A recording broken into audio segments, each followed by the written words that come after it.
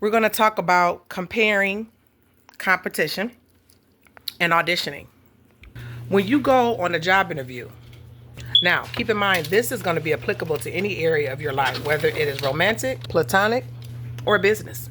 When you go on a job interview, you are giving them an interview of your work history.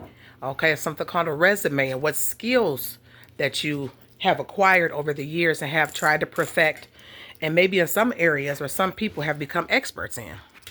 And while you're on the interview, you're giving them an interview on your work history and on your skills.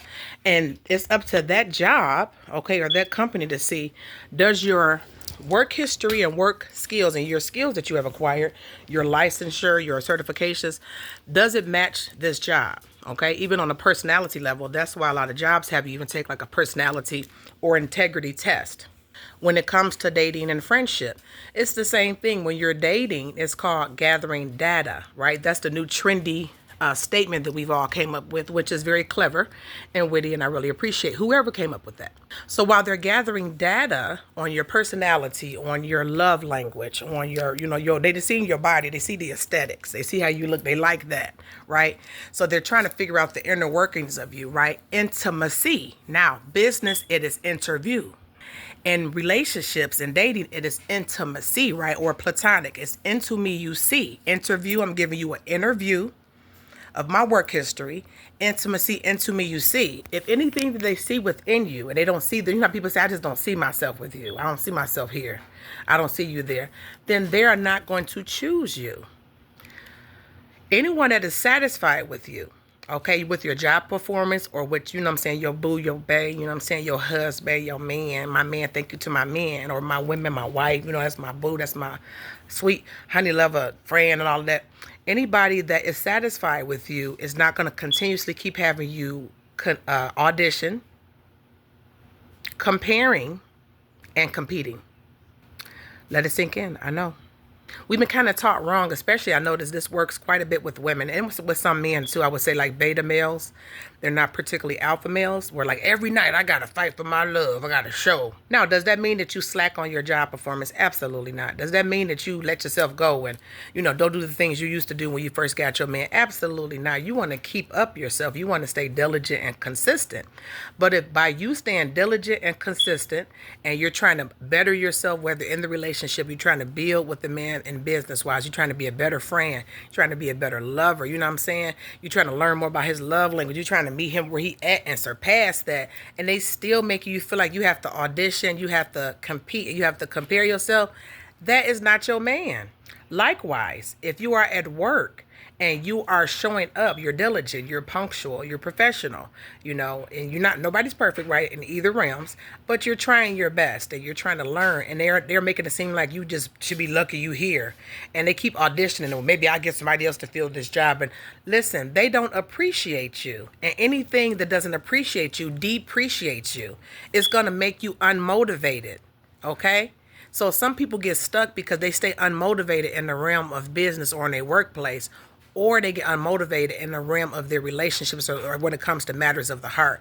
This can even go out to like family and friends, but that's a little bit more convoluted, you know what I'm saying, especially when it comes to family or when it comes to friends. But the most common areas that a lot of us are, kind of like stuck in is those areas.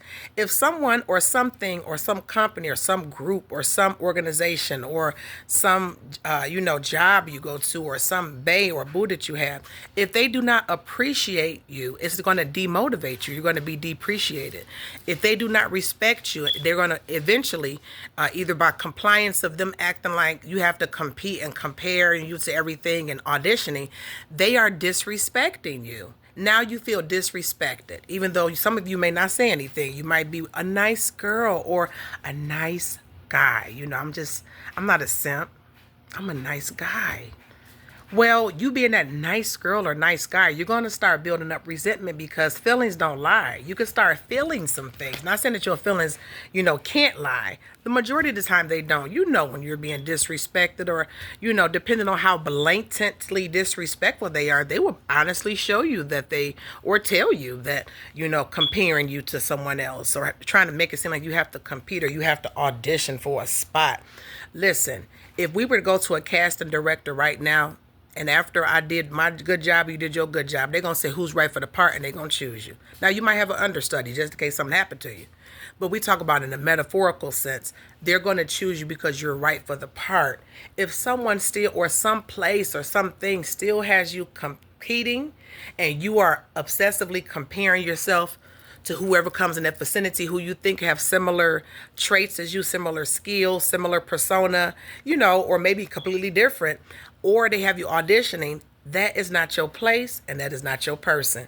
Life is so much easier where we go, where we are what? Celebrated. That means you're just being tolerated. You might be a placeholder, okay? You're a placeholder. Because when a man knows, a man knows. When a job knows, a job knows, okay?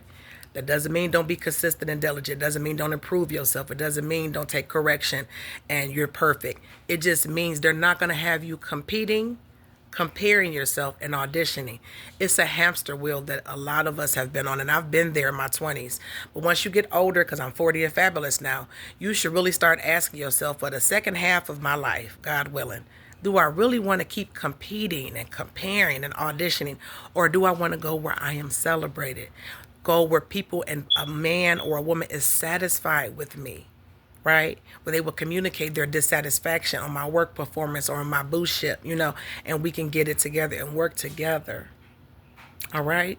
So you guys have a wonderful day. I hope that this helped you. Don't compete. You don't have to compare yourself. It's only one you. And stop. Stop, for goodness sake. Stop auditioning. Go where you are celebrated. You will feel so much better and at peace. And also be able to mind your business. And it'll catapult your whole life. I promise. Try it. It'll work.